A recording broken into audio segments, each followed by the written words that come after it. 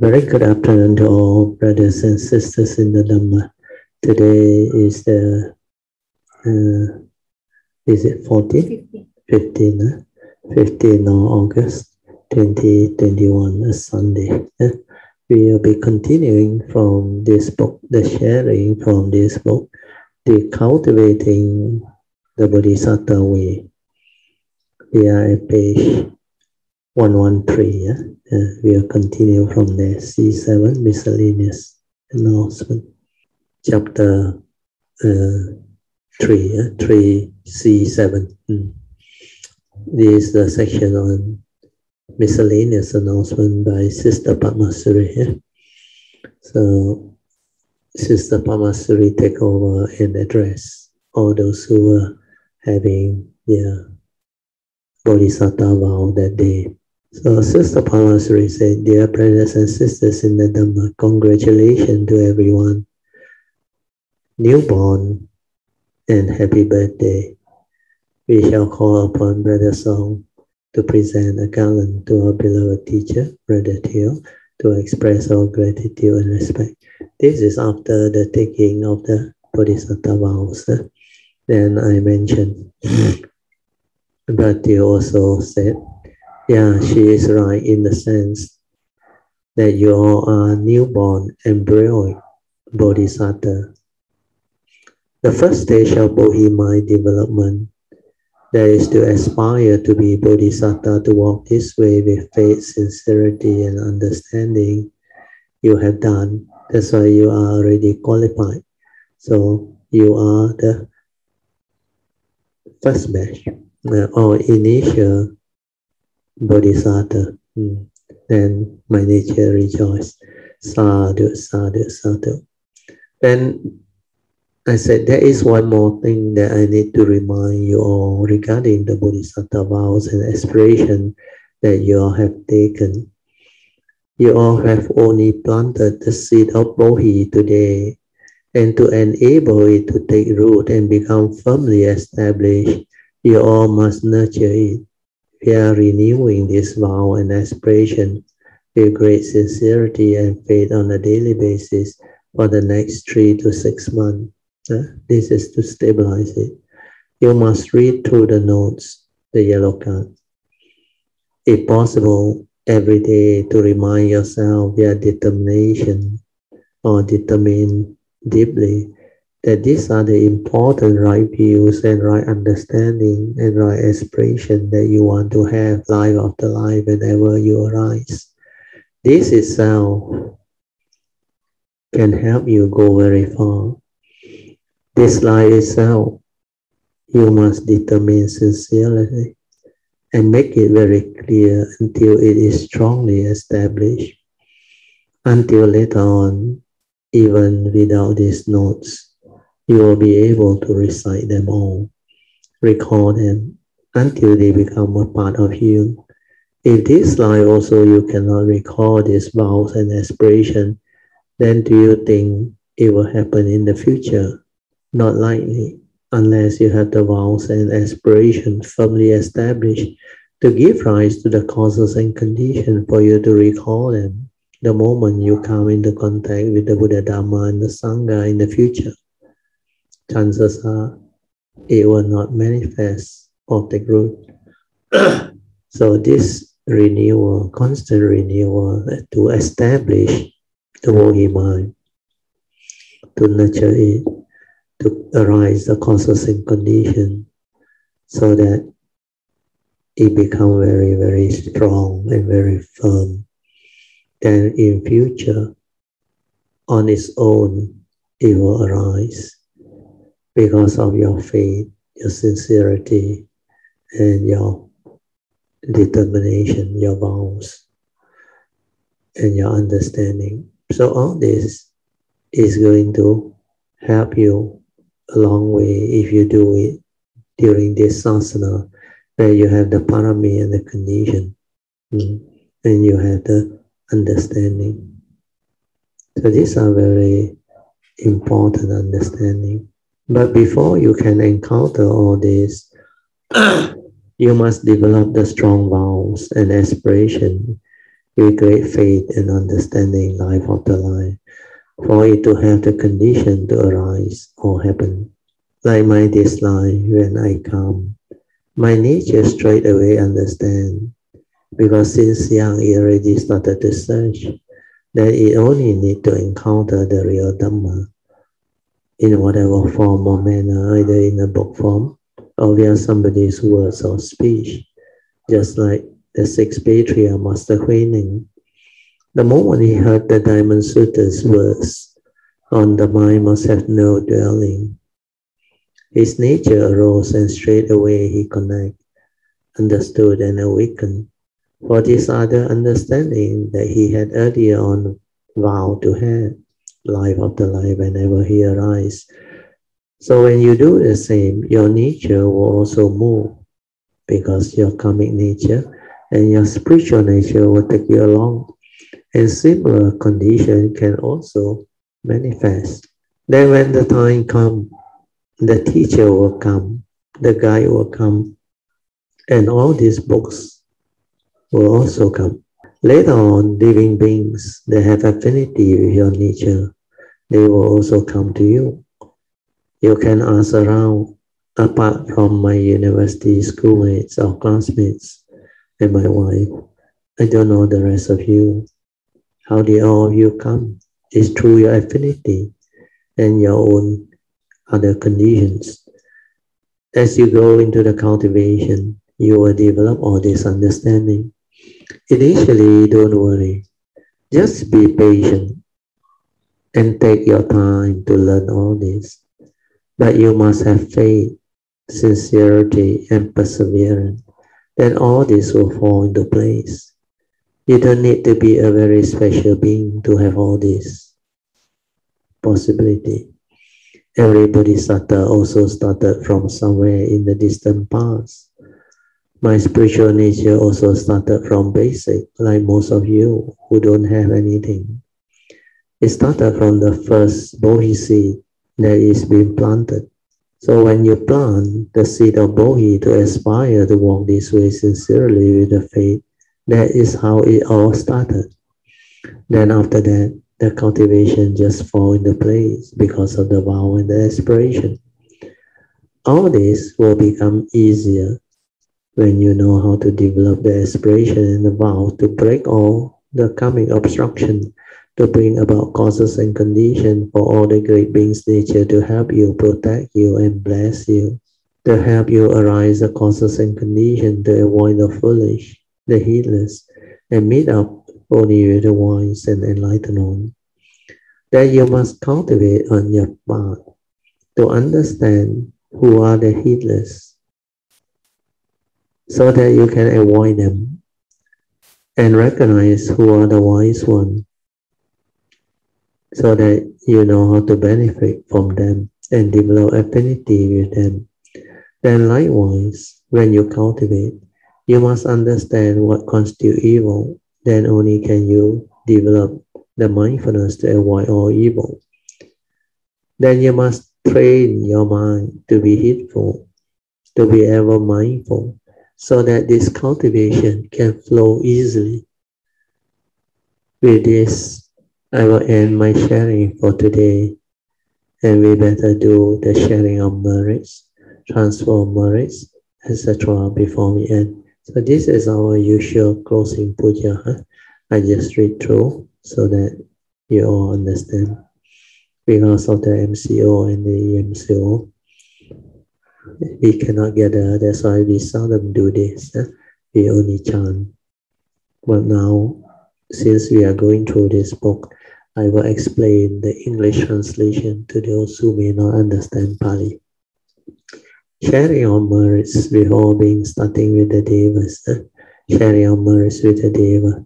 When we chant Akasata Cha Pumata Devanaga Mahindika Punyang Tang Anumoditwa Chirang Rakantu Loka Sasana. The meaning is, may all beings inhabiting space and earth, Devas and Nagas of mighty power, share these merits, and may they long protect the sasana or dispensation. So this is a very good act of sharing. That's why the devas, the Dhamma protector, the Nagas of mighty power, when they receive all these merits and sharing, they will protect you where you are part of the sasana. Then we chant Itta Vata Chamehi Sampadan Punya Sampadan Sabbe Deva Anumodantu Sabba Sampati Siddhya. The meaning is, may all beings share these merits which we have thus acquired, and may all devas rejoice. May it contribute greatly to their well-being and happiness. So when you chant this, share this, and make this aspiration, wish them well-being and happiness, they will in turn rejoice and also protect you. Then transfer merits to departed one. This is very important. There are certain beings that are born in the Peta rhyme, or they call it the hungry ghost rhyme. And this Peta rhyme, their world is not like the human world, where you can work for a salary, or you can go and work in the farm, in the field, plow, and do trades, merchandising. In their rhyme, they don't have anything. There is nothing for you to earn a living. That's why they cannot receive merits. They have to suffer down there. And these are the beings who actually depend on the merits transferred by their departed ones for them to rejoice and to come out of that rhyme. That's why we will share this. This is advised by the Buddha during his time. He said, let these merits accrue to our departed relative and those who can receive them, and may they too be well and happy, well and happy, well and happy. So you chant this 3 times. If they have any relationship with you, chances are they will receive the merits and they can actually make use of it. And when they make use of it, it can actually help them in a great way. Sometimes they straight away manifest rebirth into Deva rhymes or happier rhyme. In the Buddha's time, you can read the Jataka story, how it happened. So the moment the king transfer merit as per advice of the Buddha, because that merit is very special, they make offering to the Sangha, the Aryan Sangha of Sakyamuni Buddha. So when they transfer many, idang mena tinang hotu sukitang hontu nyato, the Buddha enabled the king to see what happened. That he witnessed how the Peta, this category of Peta, so what they call that rhyme of being, they transform, benefited from that sharing of merits. Then the third one is to make aspiration for us to avoid the foolish and the heedless, meet out with the wise, so that enlightenment in the here and the now can be realized soon as possible. So we will chant Imina Punyang Kamina Mame Bala Samagamo Satang Samagamo Hotu Ya Wa Nivana Patiya. So the English translation is, by the grace of these merits that we have acquired, may we never follow the foolish and the heedless, but only the wise and the enlightened one. Up to the time I attain final liberation, Nibbana. Then we rejoice. Sadhu, sadhu, sadhu. Then I mentioned, let us pay respect mindfully to Lord Buddha and all the worthy ones. Then we end. So we finish the third part of the sharing. We will continue with section D, the fourth part of the sharing. Walking the Bodhisattva Way and the taking of the vow, the fourth sharing. So this is the last sharing for the compilation of this book. So this section is based on a direct transcript of the recorded Dhamma session by me, dated 28 September 2016. We started in January 2015, so it's almost 1 year, 9 months for us to cover all the 4 sections. And it's like meant to be. Yeah, after that, Kayamita volunteered to do a transcript of all this, taking out the Bodhisattva vow, cultivating the Bodhisattva vow, sharing. Then when the transcript came out, I realized I can compile them into a book. That's how this book come about. And it so happened all the sharing is so like in-depth, and it is very comprehensive to allow people to have the understanding of what this Bodhisattva Way is and how to actually cultivate it and do it. And this one is like meant to be the teaching wants to arise. That's how causes and conditions arise, and all this fall into place. So now we go to the 4th sharing, introduction or the initial briefing, D1. I started by sharing a very good evening to all brothers and sisters in the Dhamma. Today is the 28th of September 2016 and is an auspicious day for some of our Kayamita who had requested for new opportunity for them to take the Bodhisattva vow. This one includes some who didn't take when the earlier session were conducted. This occasion can also be an opportunity for those who have taken the vows before to reaffirm their vows. This vow can be of great benefit to you when you understand their great significance. And when you take it with understanding, your faith will also become very different. It can bring forth the transformation in you because these are very unique vows. When I go through them with you afterwards, you will understand their great significance. They are taken based on an in-depth, clear understanding of the Buddha's Dhamma or teaching. And these are the important right views that you must have every time when you come to this universe, regardless of whether you have to come or you choose to come. Either way, you must have this understanding, otherwise you will be afflicted because of your delusion. That's the reason why we have to make this firm affirmation or determination with understanding, with very strong faith or saddha leading to the virya and the mindfulness. After you have taken it, you should continuously reflect on it, contemplate on it, and develop their clear understanding. Means clear understanding of all this affirmation and vows. Then on your own, while at home, initially on a daily basis, you must reflect, contemplate, determine in front of your own altar to reaffirm all these vows for at least 3 months.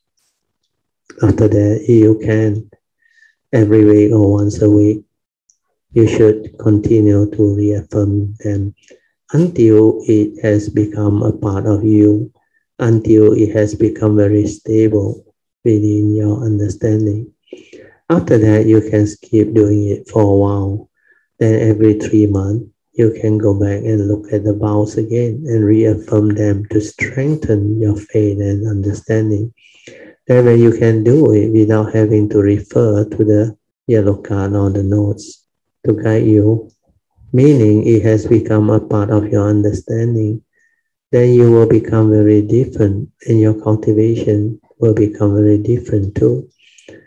Afterwards, when I go through all this with you all, you will you all understand better. Okay, then we start the special puja. So D2 is special puja offering and chanting. So special puja offerings and chanting followed by chanting of the Heart Sutta, Great Compassionate Mantra, and Maha Karuna Dharani Sutta as before, follow our chanting book. So this one lasts for about 40 minutes, which is very wholesome and very beautiful. Especially after the offering, the special puja, and after all the salutation, then we start chanting the Heart Sutta. Then after that, the Great Compassionate Mantra, Tabi Chong. Then the Maha Karuna Dharani Sutta. So we chant it, I think, 3 times each, if I'm not wrong. And it was very wholesome. This one create affinity with Kuan Yin, Bodhisattvas, with all the great beings. And it strengthened our faith, and it developed a lot of virtue in our cultivation's understanding. Especially the Heart Sutta remind us of the very, very penetrative Dhamma, the 2 aspects, the mundane and the supramundane, and the pinnacle of wisdom. That's why it's called Prajna Paramita Sutta. Prajna is wisdom, perfection of wisdom Sutta. Then the Great Compassion Mantra is to invoke the name of all the manifestation of Kuan Yin, the 80 or manifestation that she took when she came to the existential world. And these are the manifestations that she did a lot of very wholesome, great loving kindness and compassion. And he has helped a lot of people. And when you combine all this chanting of all the manifestations name, they become a mantra. They call it the Great Compassionate Mantra. That's how it has its efficacy and power. So this Great Compassion Mantra is a very powerful mantra, and it can liberate and help many, many living beings, suffering beings. Then of course, finally is the Great Karuna, Great Compassion Dharani Sutta, which we also chant. Okay, then after that, we go to the Tapa, the taking of the Bodhisattva vows, D3. Okay, since we have finished the chanting, we can now commence our official taking of the Bodhisattva vow ceremony. Today is a very auspicious day because some Kayamita have requested for this special Bodhisattva vow ceremony to be held one more time. At first I told them you can do it at home in front of your own altar, but they prefer to do it with my nature and had requested that I lead them to do it again. As before, we would like to invite all the great beings, the Buddhas and all the Bodhisattvas and Devas who are here to bear witness while we all take and reaffirm all these Bodhisattva vows. These Bodhisattva vows that we are going to take are very unique. So because of that, very likely most of you must have great parami from the past for you to have the condition to be here to partake this ceremony.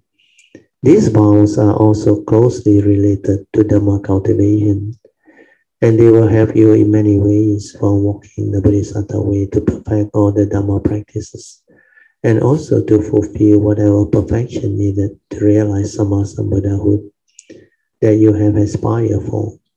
As you walk this way, you are actually cultivating the perfection of wisdom, understanding, following the Buddha's way. And it has a lot to do with his Diamond Sutta teaching of no mark, between no mark of a self, cultivating no mark of living beings, and no mark of any Dhamma or life, all this understanding will shine forth. Then what you need to include into this Bodhisattva vow are some of the essential right views that Sakyamuni Buddha had taught us, and I will read through them so that it can help you develop the faith. After that, we will officially take the vow, the Bodhisattva vow together. I will lead you, but for now, I will just read through it so that you can have the better understanding of what these vows are. You will be given a copy of the printed notes. Now we have the yellow card for your safekeeping and future reference. I will read to you the notes so that later on, when you take the actual vow, you can follow them more easily. Anybody doesn't have a copy of these notes? Okay, good. Please turn to the first page, which is a general introduction to the taking of the Bodhisattva vow. The Bodhisattva vows are the vows taken by Mahayana Buddhists to attain complete enlightenment for the sake of all sentient beings. One who has taken the vows is normally known as a Bodhisattva. The Patimokkha or the monk's precept, which the monks take, they may cease at death, whereas the Bodhisattva vow extends into future life. There are basically two traditions of the Bodhisattva vow, one originating from Asanga and the other from Nagarjuna, Longsu Posa.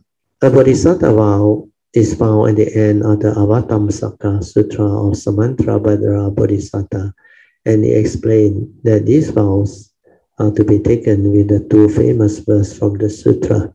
Note, Samantrabhadra Bodhisattva is also known as Pusyen Pusa. About 2 years ago, I led a group of Kayamita on a very special spiritual trip to Amazon, the way place for Pusyen Pusa. That trip was indeed very meaningful, memorable, and most beautiful, because everything went on very smoothly and it was as if it's meant to be. When the faith developed, wholesomeness, joy, and understanding will keep on unfolding. Quite a number of Kayamita who went and also had a lot of affinity with Pusyen Bodhisattva's nature. And because of that, they had a lot of very good encounters and experiences while there. About 4 or 5 Kayamita who had very good affinity with Pusyen Pusa, they really progressed very fast after that special spiritual trip. That is the reason why while on all these spiritual trips organized by me, you have the faith and the understanding, a lot of things can happen and manifest on its own. That's also the reason why not long after that, I think you all know what happened to Brother Song, right? He was up there too, remember? The tears just flowed from his face and he was sobbing and crying out very loud. Mr. our local guide, who took us there, he didn't understand what happened, so he came and talked to me. He said, Brother, don't you think Brother Song got some serious problem? Why is he crying and sobbing like that? I said, don't worry. This one has something to do with his past affinity with Pusyen Pusa and also his past encounter and practices. That's why after that, a lot of things happened to Brother Song. And then later on, he actually developed the understanding and he progressed very fast. Okay, now we will continue with the taking of the vows. The two famous verses from the Avatamsaka Sutta are, just as all the previous Sugatas, the Buddha generate the Bodhi mind of enlightenment and accomplish all stages of Bodhisattva training, so will I, for the sake of living beings, generate the Bodhi mind of enlightenment and accomplish all the stages of Bodhisattva training. Generating the Bodhi mind is very important because in order to walk this way, you have to sincerely generate the Bodhi mind. The meaning in Mandarin is very good and much clearer. You develop the Bodhisattva vow and the Bodhisattva resolve to arise the Bodhi mind, which the Mahayana call Bodhisattva in Mandarin. Bodhi is Bodhi, and the meaning is enlightenment. And Satta is a being. That's the reason why a Bodhisattva is an enlightened being who vows to determine, or who vows and determine to walk this path to Buddhahood. So generating this Bodhi mind with very strong faith and understanding is very important. That's the reason why this resolve to plant this seed of Bodhi within our nature, not in our thought, not at our thought level. With the vow and the faith is very important. The Bodhi mind is the mind that can understand the Buddha Dhamma, needed to develop the awakening and the enlightenment and the perfection, etc. So this resolve to arise the Bodhi mind or the Bodhisattva is extremely important. That's the reason why to be a Bodhisattva or a Pusa, you must have this Bodhisattva or Bodhi mind. Because this is the seed of Bodhi that can bring forth the enlightenment.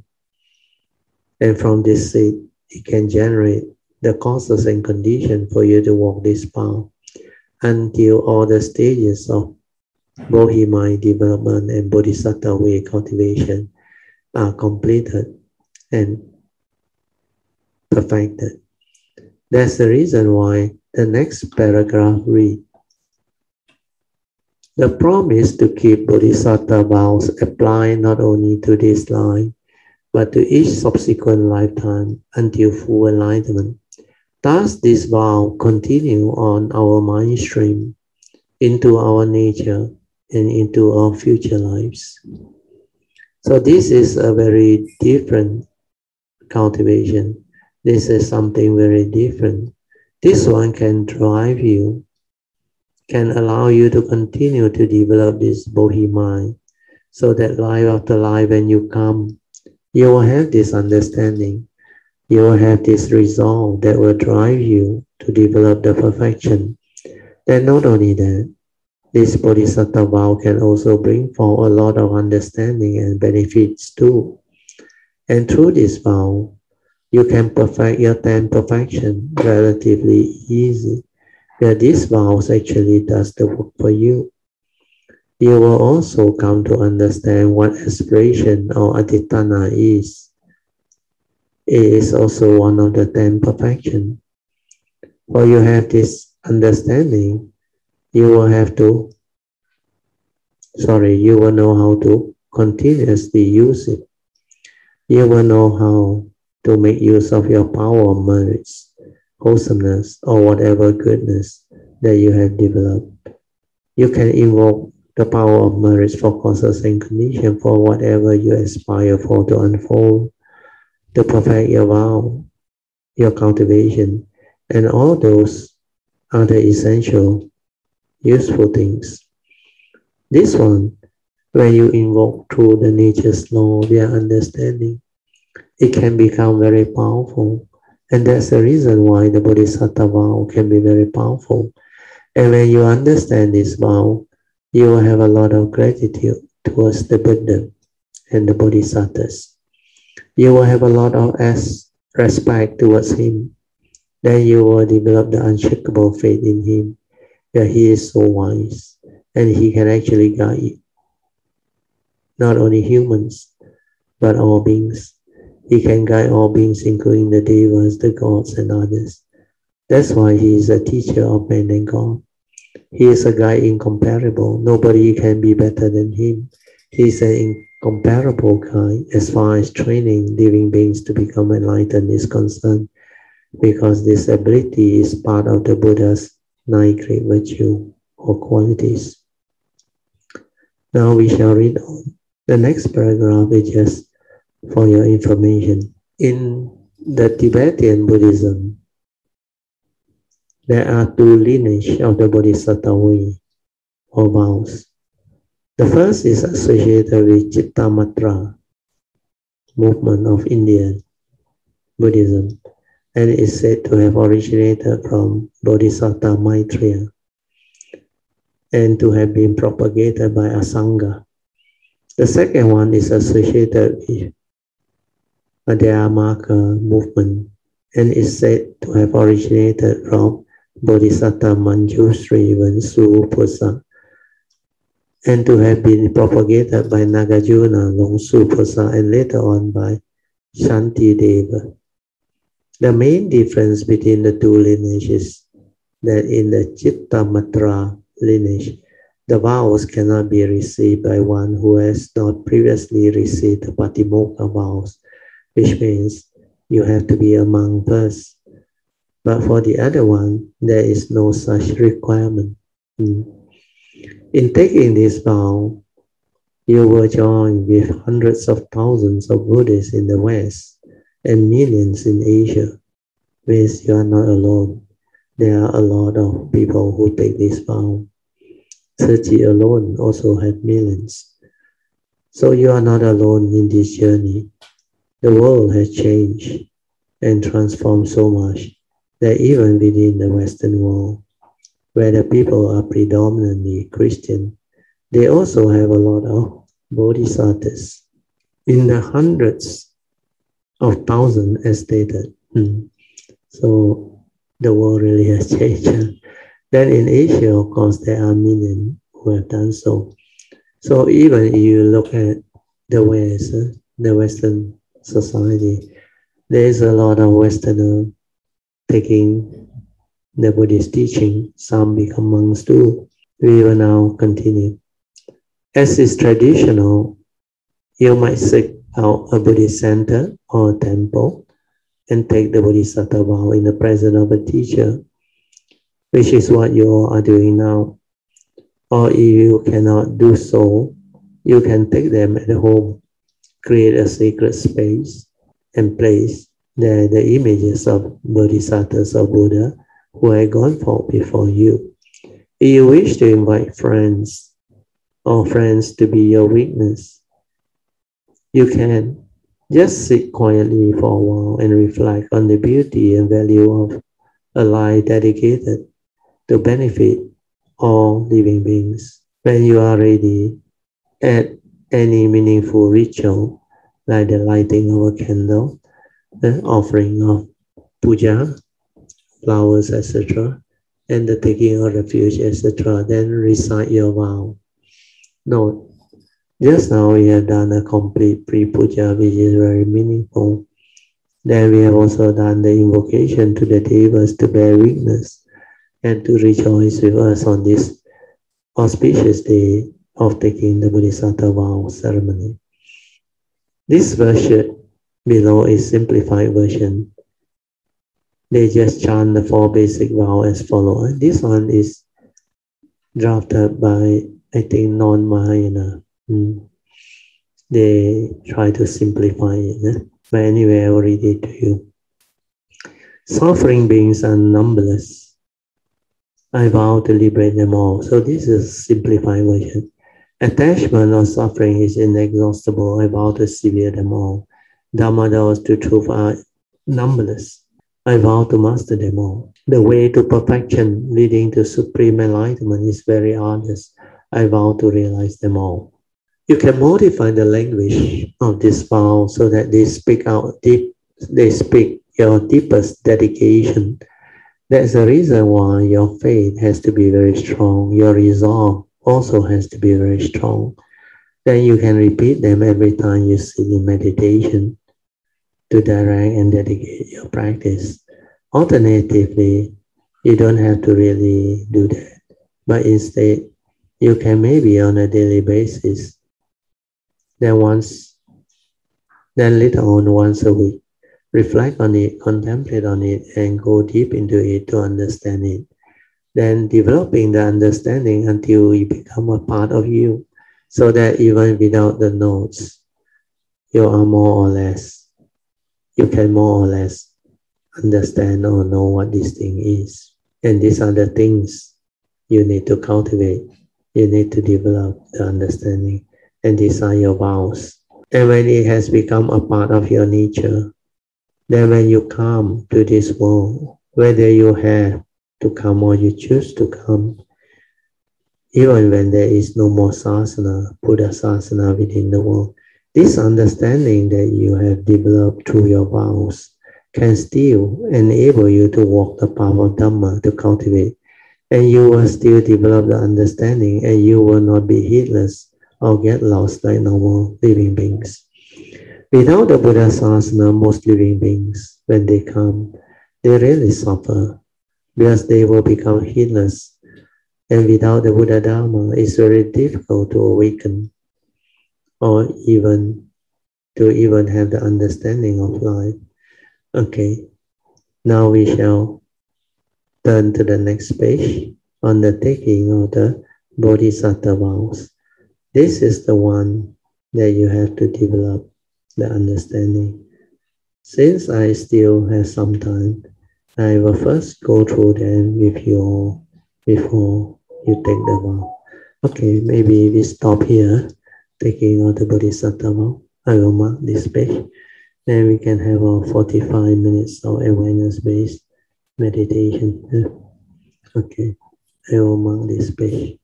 Okay, we are at page 122. I will off the light so that you all can have your 45 minutes of awareness-based meditation. Okay, just relax body and mind, completely relax. Then let things be. Don't think, don't try to know, don't do anything, just maintain awareness. The first support is relax body and mind, completely be at ease. The second support is just silence everything and maintain awareness. The moment you are without thought, the awareness is there. You don't have to look for it. You just silent and maintain that nature's awareness.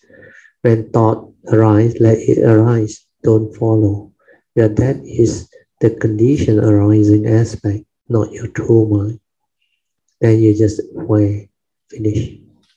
Away, finish. Just let things be.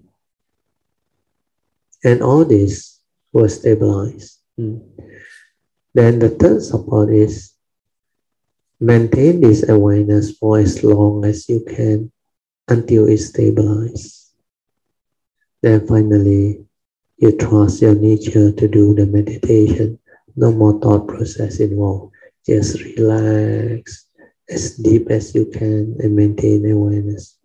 And when the awareness stabilizes, use it to meditate. Use it to observe the silent mind. The silent mind is your true mind, your meditative mind. And this is the mind that can understand things, that can awaken, that can insight into phenomena, that can give rise to wisdom. And this is the real meditation. So I will set the alarm now, and you can continue with your awareness-based meditation. It will be for 45 minutes. Taking of the Bodhisattva vows. We will continue for another maybe 10 or 12 minutes, and we will stop for session 2. Taking of the Bodhisattva vows. As is traditional, you may seek a Buddhist center or a Buddhist center or temple or a shrine to take the Bodhisattva vows in the presence of a teacher. I think this one we have gone through. So this one we have gone through. One must make strong aspiration to take this Bodhisattva vow with determined faith and understanding, sincerity in front of the Buddha or great Bodhisattvas who had gone forth before us. So this one can be done in a way place or even in your house where you have an altar. You can do it. Then you can start by reciting the homage to all these Buddhas and Bodhisattvas. So what we do is we tie up all the Buddhas and Sakyamuni Buddha, followed by all the great beings. that we are familiar with, that we have affinity with, to do the salutation. So here I mentioned, today we are going to do it in front of all the Buddhas, Bodhisattvas, and we shall start by paying respect to them. We are chanting their 佛号 as follows. Namo Pinsi Sikya Muni Fo. So this one is homage to the Sakyamuni Buddha. So we recite 3 times. Then Namo Kwansin Pusa, homage to the Kuan Yin Bodhisattva, or Avakastera Vera Bodhisattva. Then Namo Amitofo, homage to the Amitabha Buddha. Then homage to the Milafo, Maitreya Buddha. Also, we recite 3 times. Then Namo Pusyan Pusa means homage to the Pusyan Bodhisattva, or Samantra Bhadra Bodhisattva. Then homage to the all the Buddhas and Bodhisattva for Pusa.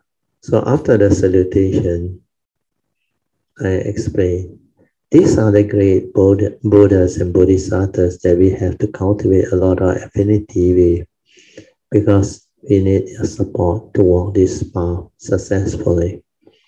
I always say we need to seek their nature's blessing, protection, and guidance. So these 3 things are very important.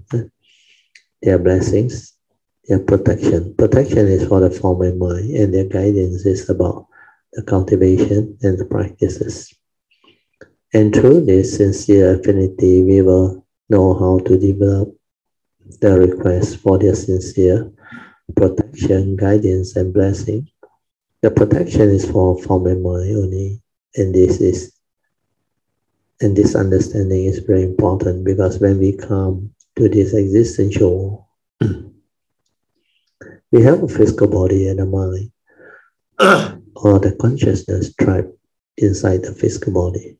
So combining them together, this is the 5 aggregates of form and mind.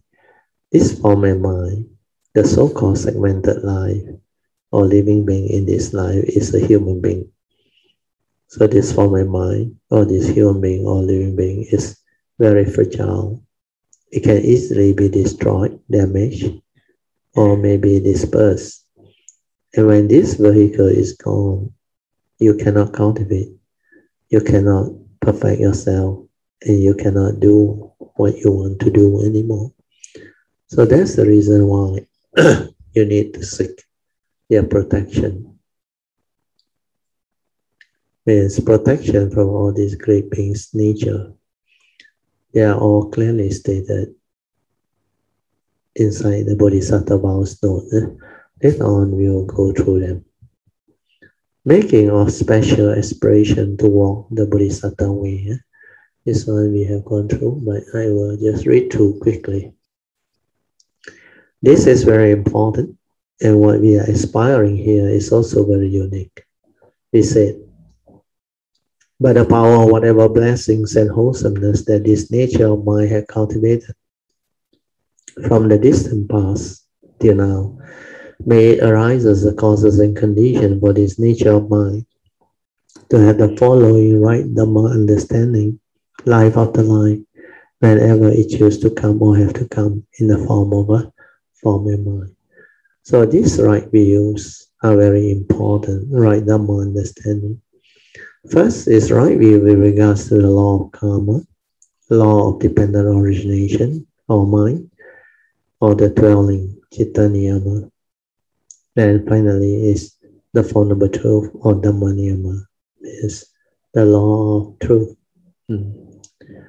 Then the second right view is to understand the 2 aspects of the 5 aggregates of form and mind clearly. We are the direct seeing to realize that they are all condition arising entity, causal phenomenon, hence impermanent, leading to suffering, not me, non-self, and empty. That is, this so-called human being, the 5 aggregate of form and mind, It's just a karmically conditioned vehicle and tool for us to come to this existential world, to develop the cultivation and experience all of the beauty and wonders of life. So use it with wisdom to arise the right thought, right speech, and right action, to be a blessing to all and not to be deluded by it. To constantly recite with understanding the following Dhamma profoundly. Rupang anicchang, Rupang anatta, Vedana anicchang, Vedana anatta, Sanya anicchang, Sanya anatta, Sankara anicchang, Sankara anatta, Vijnanang anicchang, Vijnanang anatta. Then the final summary. Sabbe sankara anicchang, Sabbe sankara dukkhaṃ, and finally Sabbe dhamma anatta. Then I explain. No, the form and mind here refers to your karmically conditioned form and mind. This is your segmented life vehicle. Every life you come to this existential world, you will have this form and mind, which is for that segment of your life. Like this segment of my life, my form and mind is this one, which you all call gratitude. But this one is not me. Do you understand? This one is karmically conditional. That's why it's condition arising, dependent or originating. It's not a permanent, unchanging entity. Hence, it's impermanent. It's never a permanent, unchanging entity where I can hold on to, cling on to, and say, this is me, this is I, and therefore all this can be mine. There is no such thing. That's why later on in the vow, I have actually incorporated all this understanding for you all. That's why it is very important that this life after life, you must come with all this understanding. Then you will become beautiful. You will have, you will not have any more problem. Then whether there is sasana or no sasana, you are still beautiful. You can understand. You can still understand and walk the path of Dhamma. But this nature of mind had done so, and it had gone through long periods of cultivation and perfection. That's the reason why this time, when I look back, no wonder it's so wonderful. No wonder this form and mind can understand so many things. Like I used to tell you all, a lot of my understanding that I had shared with you all this time, I didn't learn them this time. Then where did it come from? It must have come from my past cultivation. Also, how come the moment I was born into this world, I don't have to go through suffering to seek truth or the Buddha Dharma? When conditions arise, this form and mind just seek automatically. Then when it starts to seek, it will know how to filter. It will also know how to wait for appropriate causes and conditions and the right timing to do things. That's the reason why I remember all of a sudden in 1971, at the age of 16, the year when I was in Form 5, this form and mind started to seek or search. The following year, the moment I came across the Four Noble Truths, that's it, and no more searching or seeking. This nature recognized the truth straight away, no more doubt. No need to search anymore. This is the real one. For nobody can do it unless he is a real Sammasambuddha. Because I reflected 2,600 over years ago, after his enlightenment, the Buddha, Sakyamuni Buddha, can come out with this teaching. No one in this universe can summarize all of his understanding into just Four Noble Truths, which is so beautiful, so simple, and yet so concise. This nature must have contemplated for a very long period of time. maybe for countless eons and eons of life. That's why it is possible to have such understanding. Then the moment, sorry, that's why it is possible to have this understanding the moment it sees this type of truth. It knew straight away. Nobody in this universe can actually summarize all of this understanding in this way. This nature even tells it now, even if I had developed that type of enlightenment, if without the Buddha's teaching or the sasana, I still cannot summarize it into just Four Noble Truths and share it with the world. That's why whoever he is, he has to be the real one. This nature recognizes it straight away because of all those vows that this nature had cultivated. This is a very auspicious and rare occasion where we can encounter and develop all this understanding. That's the reason why you all must have the faith and very strong resolve to make sure this understanding goes with you all life after life. Okay, now I will go through it quickly so that we can all take the vow together. First is to have right view with regards to law of karma, karma niyama, law of dependent origination or the dwelling or the paticca samuppada, which is part of citta niyama or law of the mind. And thirdly is right view with regards to the Four Noble Truths as taught by Lord Buddha, Dhamma niyama. And the Four Noble Truths are like the secret of life, all of life, mundane and supramundane. They are all summarized there. That's the reason why I said nobody in this world or this universe can do it unless he is the real one, the Sama Sambuddha. Then the next part is to understand the two aspects of the five aggregates of form and mind clearly via the direct seeing, to realize that they are all conditioned arising entity and causal phenomena. Hence, they are all impermanent, leading to suffering, not me, not self, and empty. This so-called five aggregates of form and mind, the living being. It's just a karmically conditioned vehicle and tool for us to come to this existential world, to develop the cultivation and experience all of the beauty and wonders of life. So use it with wisdom to arise the right thought, right speech, and right action, to be a blessing to all and not to be deluded by it. Then after that, to constantly recite with understanding the following profound essential Dhamma, which we have gone through, Rupang, Anicang, etc. All this we can chant later to develop the understanding that all of these five aggregate of form and mind, Rupa, Vedana, Sanya, Sankhara, Vijnana, they are all impermanent, non-self and empty. In Pali, is Sabbe Sankhara Anicang, Sabbe Sankhara Dukkhaṃ, and Sabbe Dhamma Anatta. When you have cultivated and developed the deep penetrative understanding, then every of this chanting will be so meaningful and so penetrative. We have to develop the cultivation until that level. Then only can we carry it with us life after life, the understanding.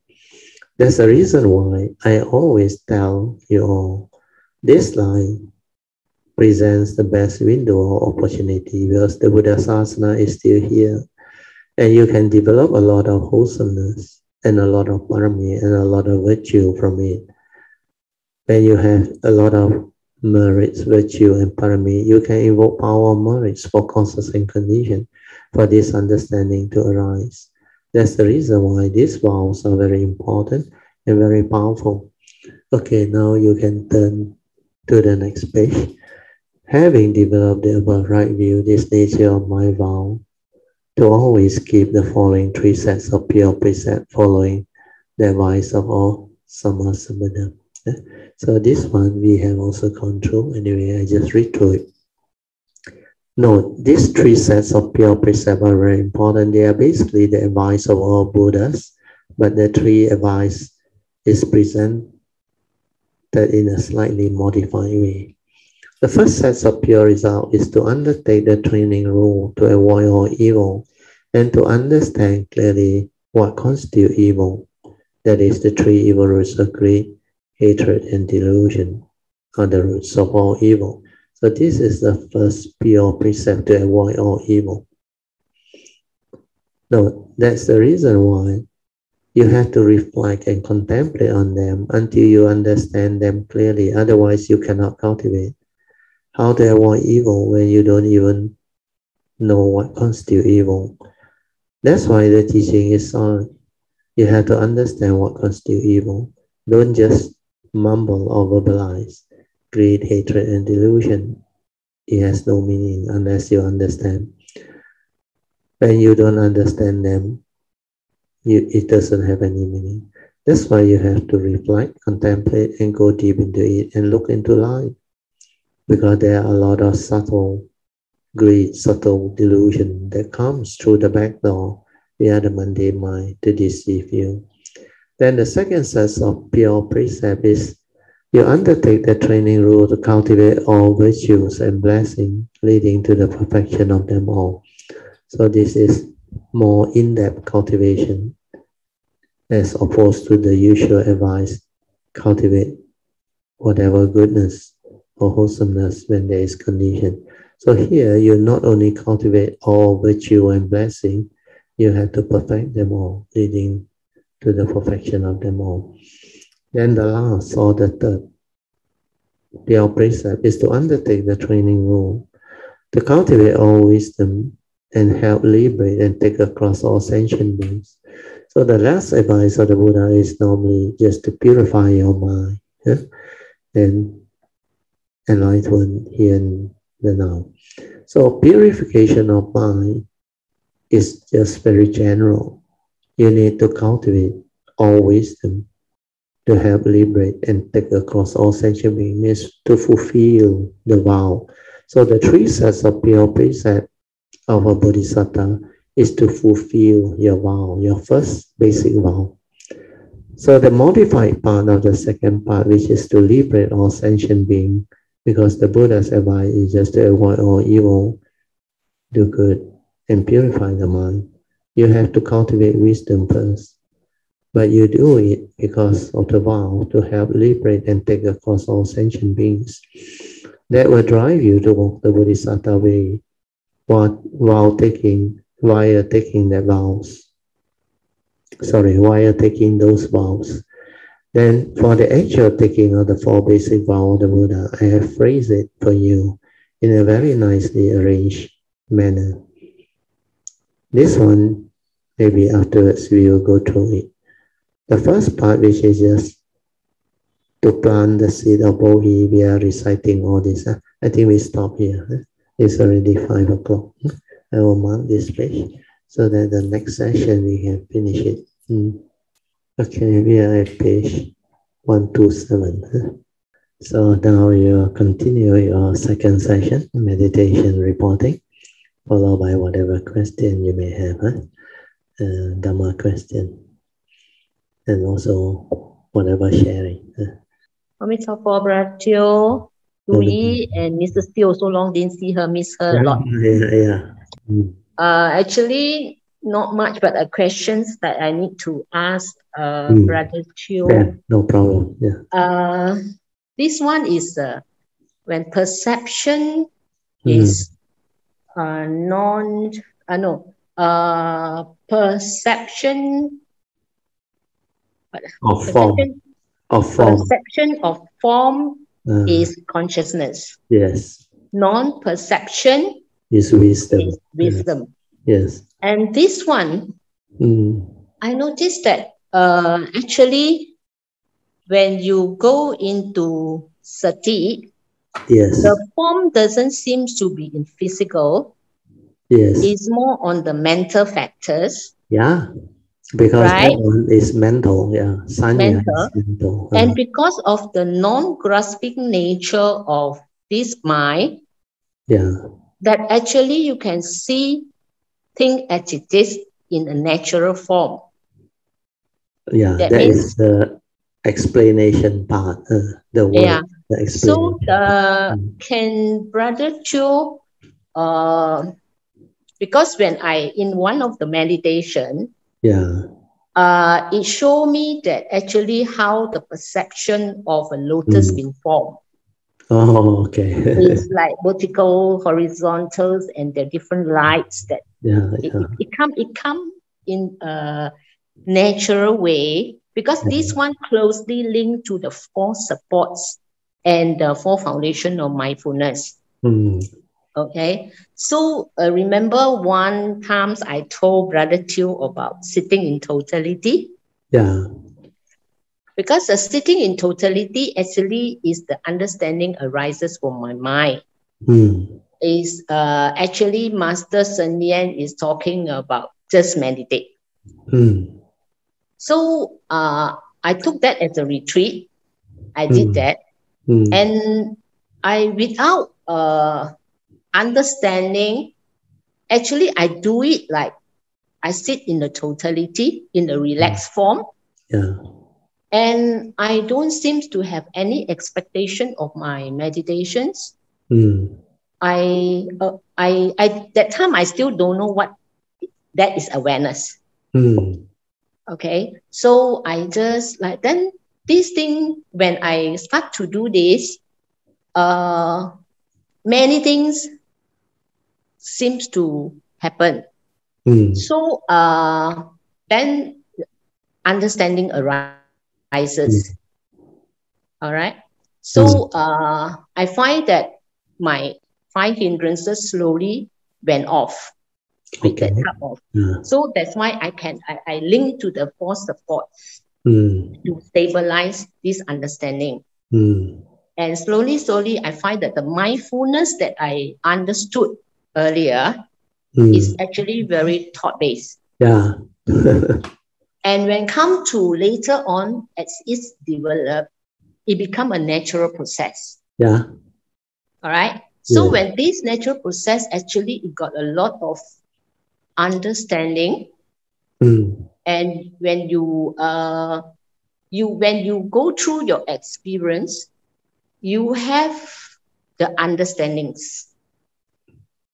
It arises by itself. And one time when I was doing the walking and walking meditation, after walking, suddenly I feel quite long time like that walking. Then suddenly the hearing and the seeing simultaneously happen. But when I have a thought saying that, oh, this is seeing and hearing, I just have that thought. Suddenly another thought came, say, don't believe in perception. Okay, I just leave it like that. So then only the lotus one came. But recently, the meditations becomes, because it's now the mind doesn't go out. It doesn't go out, and it not so concerned about the external sense or all this thing. It straight away go in. Then I noticed that it seems to be like, even you sometimes, because recently I attended the morning groups cultivation of the Chunti chanting for the pandemic.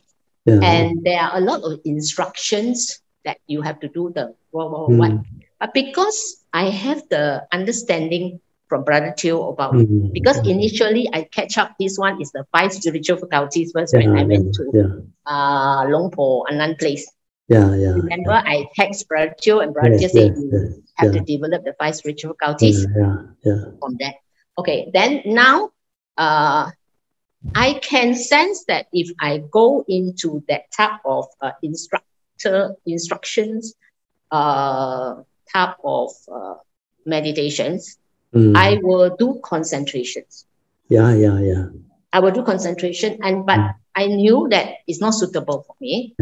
So I will go back to my old style, go back to awareness. And this awareness, it can actually show me if I got any impatient, because sometimes it's very long, especially when the 24 mantra chant into one mantra. It can understood, and it has no grasping, that it can release. And And I now going to reflect on this word that Baracho gave me, the perception side. I find that there is a deeper meaning in that. Yes, much deeper. Yeah. You want me to explain that sentence, the Surangama Sutta sentence? Perception of form is consciousness, whereas its non-perception is wisdom. So that is the part you want me to elaborate on. Huh? Okay. Okay. Thank you so much for your good question. Huh? Sadhu to you, Sister. You see, when it comes to cultivation, a lot of people cannot really develop the understanding because the main issue is the lack of understanding of the two minds. What are the two minds? We have the mundane mind, the thinking mind, the conditioned arising mind. That one, every heedless living being or normal human being, they use it a lot. They are very familiar with that, but they don't know that that is the mundane mind. They thought that is the only mind, that is the consciousness. And what does that mind do? That mind has the five aggregate. That mind always perceive. So perception, sanya aggregate, is an aggregate of that mundane mind. And whatever it perceives, before it is enlightened, before it has the wisdom, is always delusion. That's why they call it deluded perception. Because without right view, whatever you perceive, there is the ego mind behind. And the egoic mind behind will condition the three evil roots. That's why this Mahayana Sutta or Surangama Sutta, the enlightened one, they will know. I remember about 30 years ago, the first time I read that sentence, it struck my nature so strongly.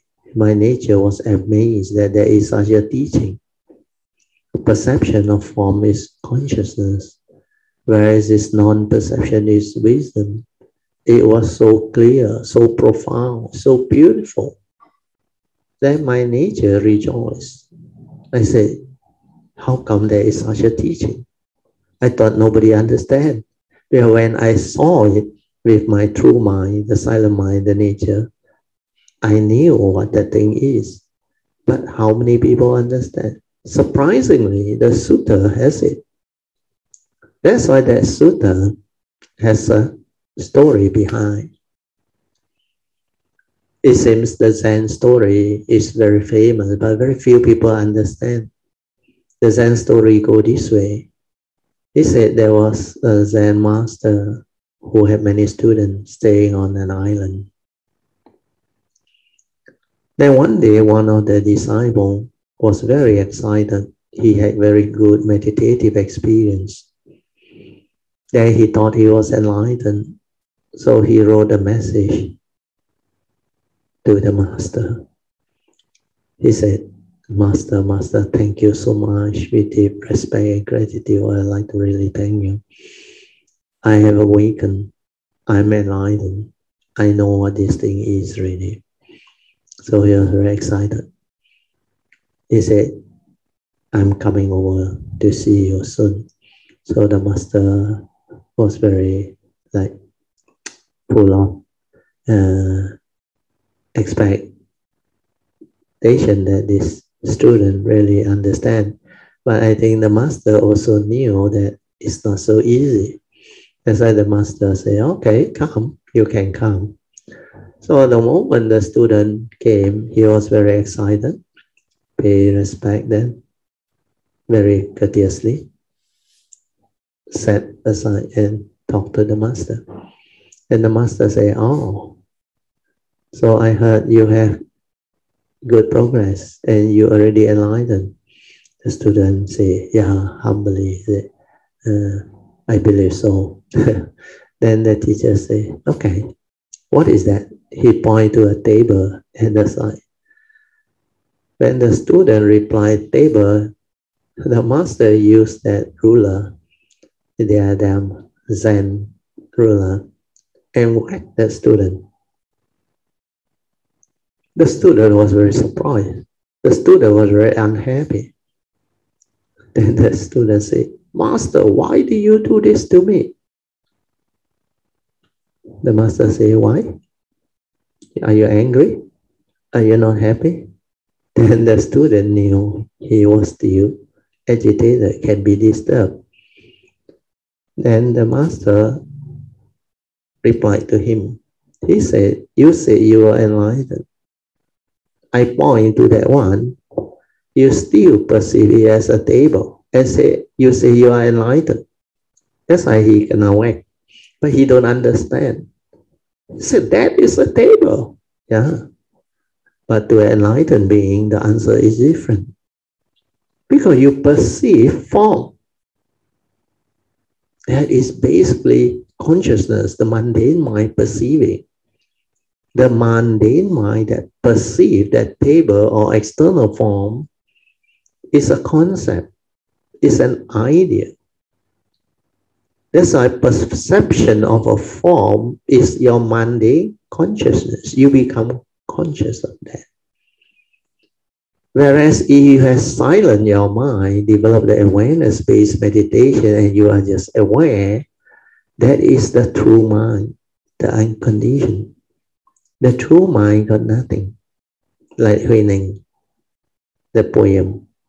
Originally, there was nothing. Where can the dust lie? Nothing means what?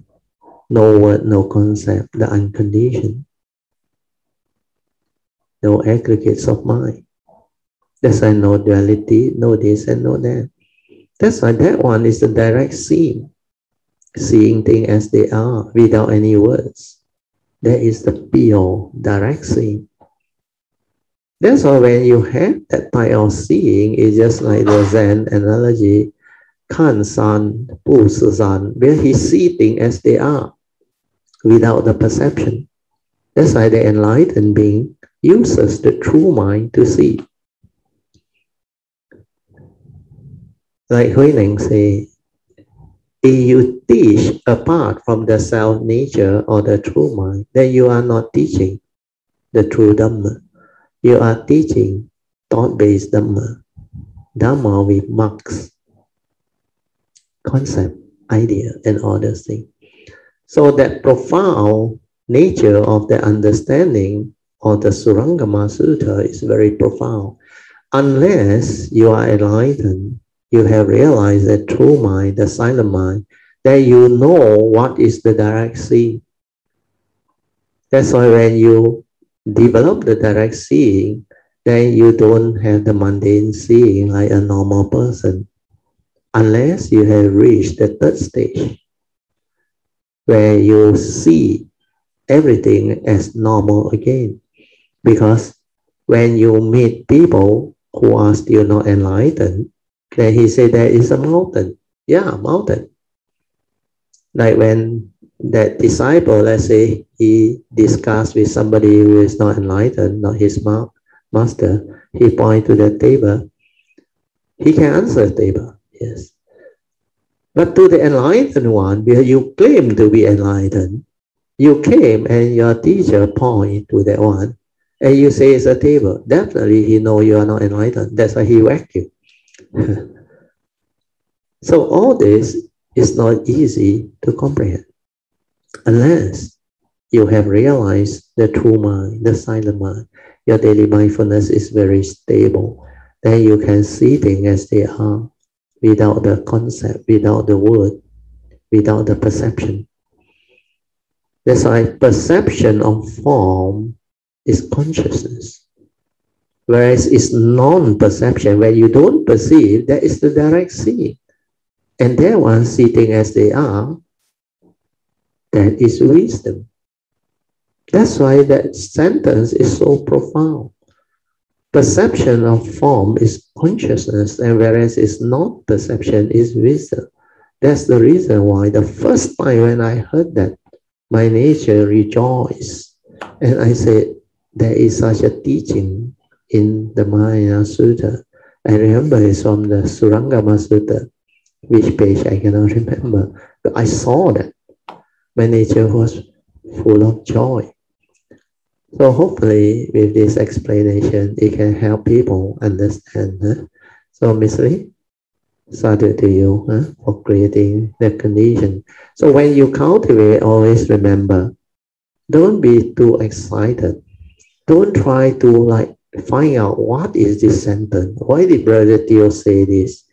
Why did the Surangama say this? Then try to use your Dhamma knowledge or logic to understand. No point. When you transform, when you really have the silent mind, the direct seeing, the stability of it, then when you don't use thought, you will understand. You will awaken. Yeah.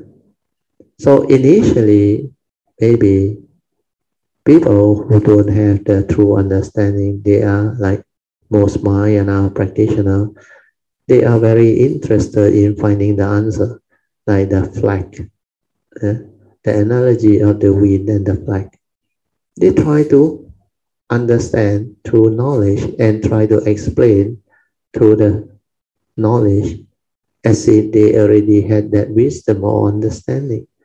But unless you have the direct seeing, the awakening, you cannot understand.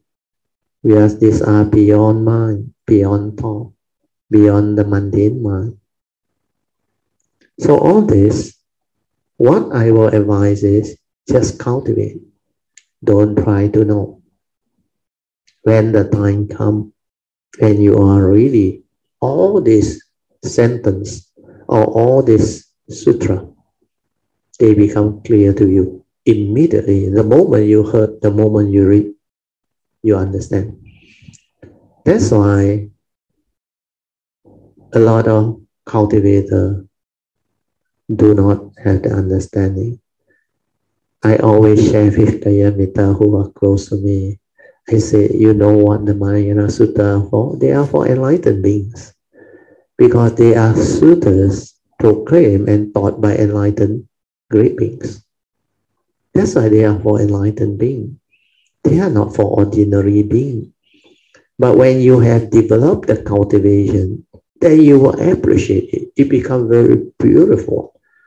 But when you read it as a storybook or a sutra, thinking that this is Dhamma, then you try to understand it using the thought, the mundane mind, then you are being caught, being trapped, where there is not the real understanding, the real teaching. That's why you have to silence your mind, transform and realize the true mind. Like Huining, start with no thought. Then develop the direct seeing, the awakening, and realize no mark. Then locate the gateway and finally transcend and go in and realize the true mind. When your mundane mind collapses, then you can be in the state of no dwelling, silent, inner awareness without a center. That is the oneness nature. That is the true mind shine forth. That one cannot dwell, cannot hold, cannot like the normal deluded living being create egoic mind and all those things. So this is the penetrative understanding and advice that you should bear in mind. So when you cultivate, just do until very stable. Then one day, suddenly all this become clear to you. It's just like awareness for Miss Lee's case. When you understand what that is, after you have developed the understanding, then you know what that thing is. Then no more confusion, no more thought-based style description of sati or mindfulness. To be mindful is not to note, to focus and to concentrate. To be mindful is to silence without thought and just aware. That is what sati is. So when you understand that, you will know how to meditate. That's why sati is awareness before the knowing. Awareness is no perception. That's why there is no knowing. The moment you know, you are no longer aware. But that nature is so close.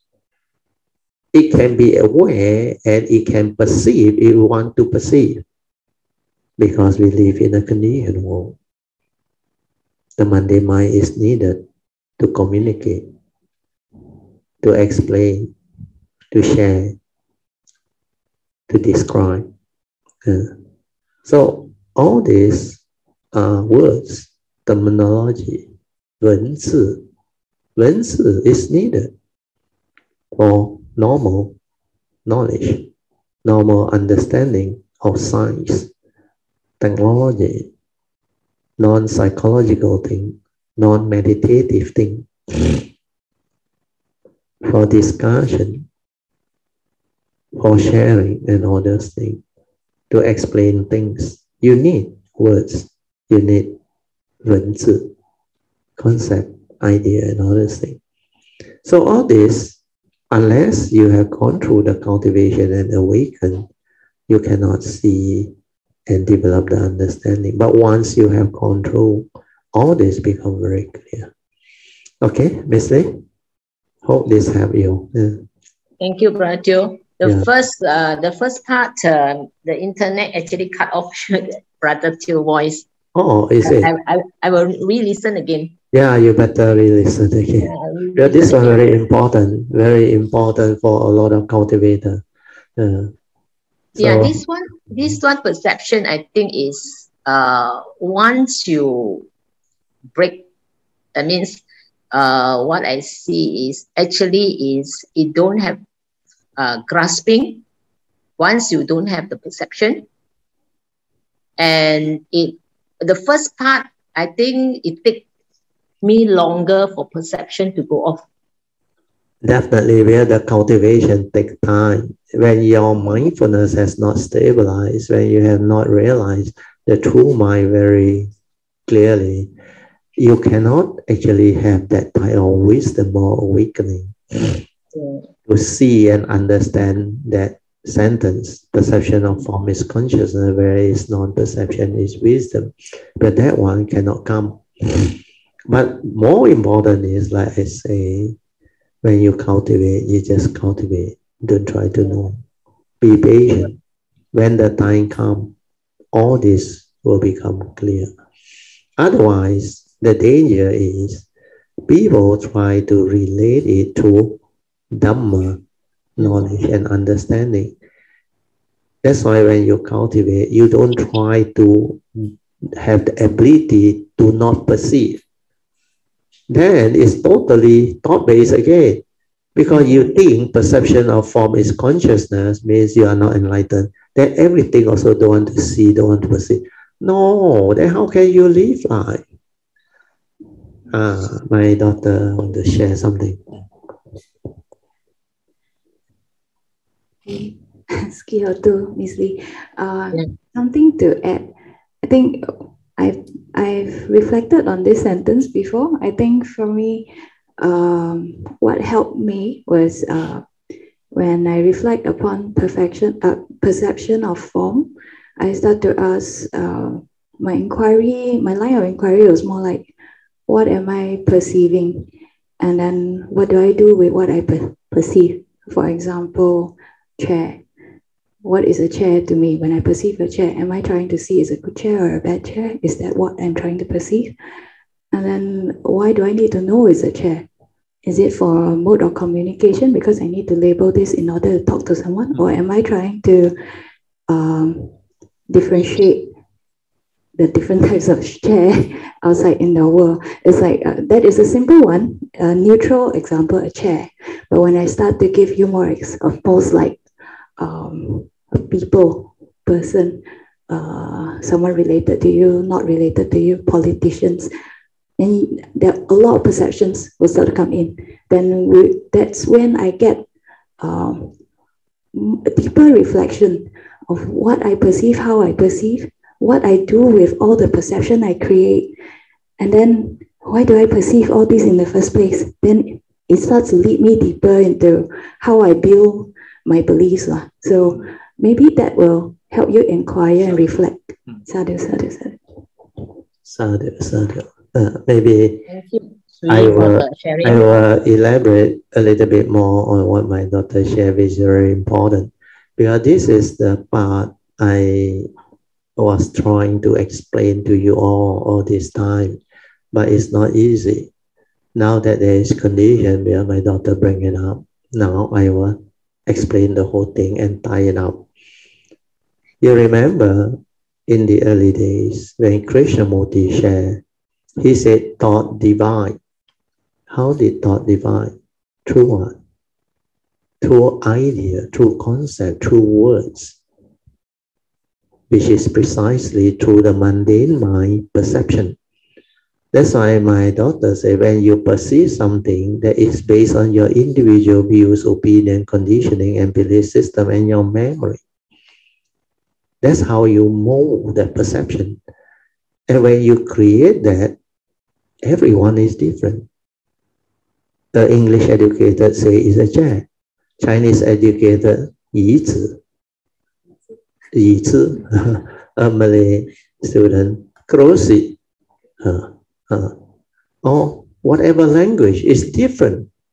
That's why all these words are very divisive and very dangerous, because you will argue, hey, this is not a chair, this is 椅子.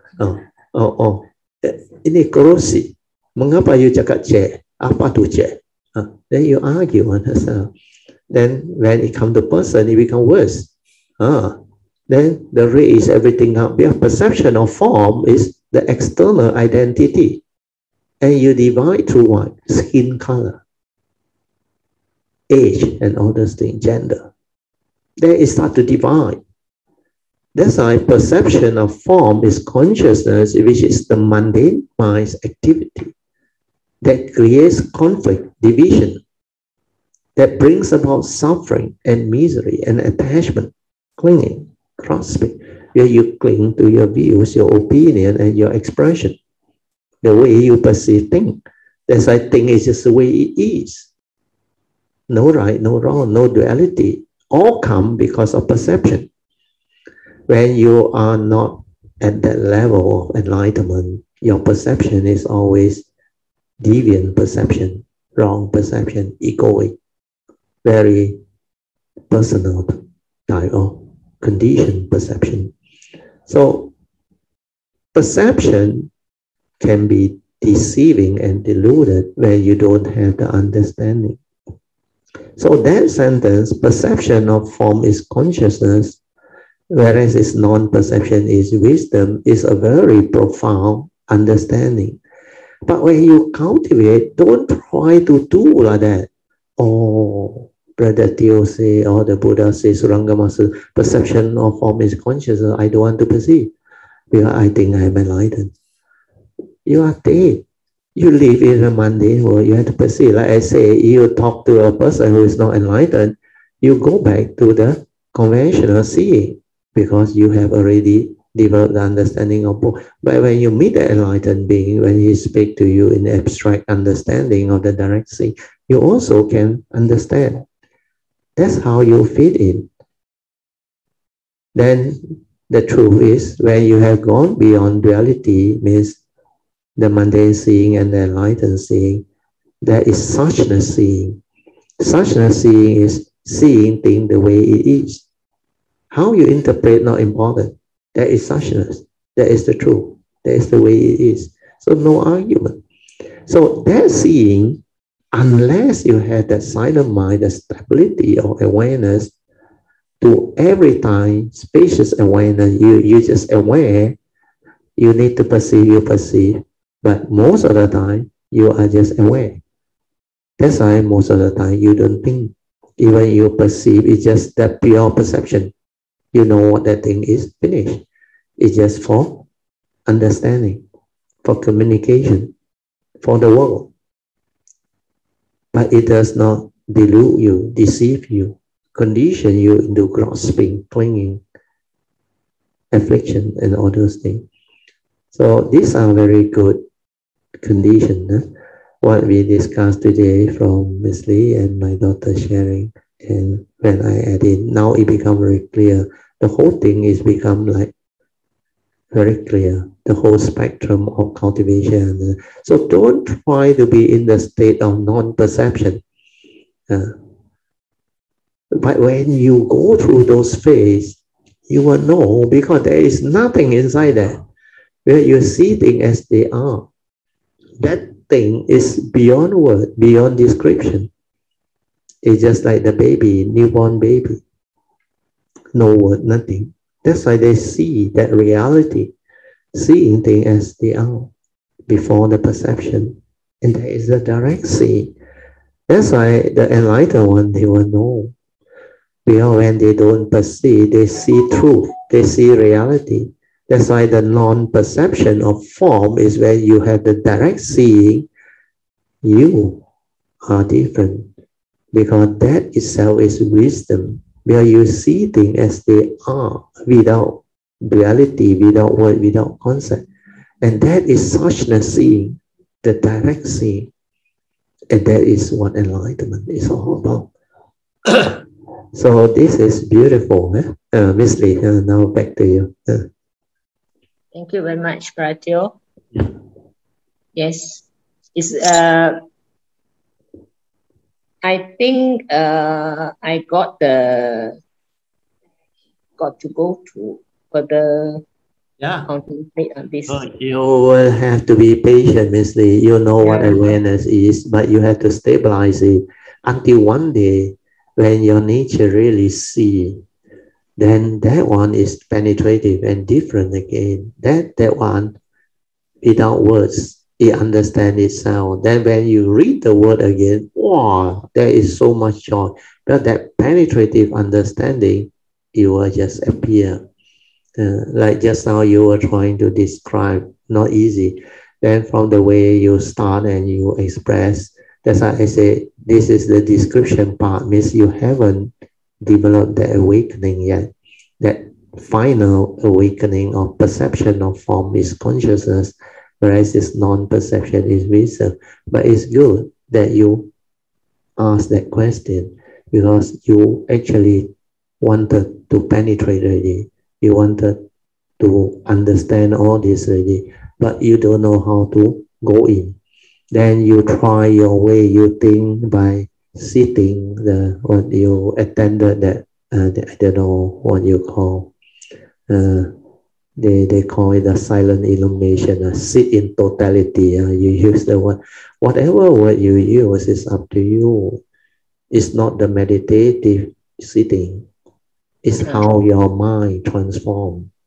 Because when you go through all those words and concepts that they teach you, you think you see in totality, means your mind is at a different level. That one is not important. To me, is Zhen Yan Pashi, he called it the Fakusai, he called it silent illumination. You must know how to relax and maintain awareness. Awareness is the illumination. Silence is without thought. Awareness is the same. But when you to develop that type of meditation, like we call it the awareness-based meditation, is to stabilize the awareness for you to cultivate, to awaken, to develop the direct seeing. So after that, use it. Stabilize your daily mindfulness and use it to cultivate the four foundations of mindfulness, the daily mindfulness, sati sampajana, mindfulness and clear comprehension. Then silence your mind throughout the day, develop the religious routine. And one day, all of a sudden, you realize you are just aware, without thought. Aware, perceive, or most of the time, aware, silent. That's why specific phenomenal awareness or silent, spacious awareness without a center. All this will appear, it will happen. And then during that time, you will understand the Surangama Suttas sentence. It becomes very clear to you. Then you know the delusion. So at least my daughter, from the contemplative understanding, he knows this is delusion. But she needs to stabilize her sati too, before she can fully penetrate. But for her, it will be faster when she develops the stability of mindfulness and awareness. And when she moves into that cultivation, because of the contemplative wisdom and the understanding, that she analyzes things Actually, the analysis is investigative. It's Dhamma investigation. It's not using the thought to continuously proliferate. He used the word analysis in a different manner. It's to investigate through understanding. That's why she used the word, I want to understand what is perception. That is a big difference. Mm. If you want to understand what is perception, means you got the thing right already. You know how perception create all the division, everything already. That's why once I explain, she will understand more, and she can go in. Yeah. That's why she can start to explain to you how she went through the stages of understanding. Where when she contemplate and reflect on all this, she starts to develop the inquiry. We call it the inquiry. What is perception of? So when you inquire in that way, you are investigating. You are not just thinking. Understand? When you are just thinking, you don't have something to drive you. Where he wants to understand what is perception. That's why there is not thinking. There is investigative. There is contemplating. I want to understand what is thought. Why Brother Theo said thought divine. Why Krishnamurti describe all these things. Thought is egoic. Thought is limited. I want to investigate. I want to understand. I want to inquire. And then that mind develop the contemplative mind that it investigate, it understand. It's not lost in thought anymore. It becomes very focused, very serious. Then the thinking becomes very clear. It's just like clear thinking. Clear thinking. The clear thinking is a type of awareness. Although most of the time there is a movement of thought, understand? But that movement is slow. If we call it what they call, when you are creative, you have the creative mind. The creativity, when it arises, is a thought, but it's a creative thinking. Understand? Creative in the sense that it's not from the memory. It's from an understanding, it's surface. Understand? That's why it's called creative thinking.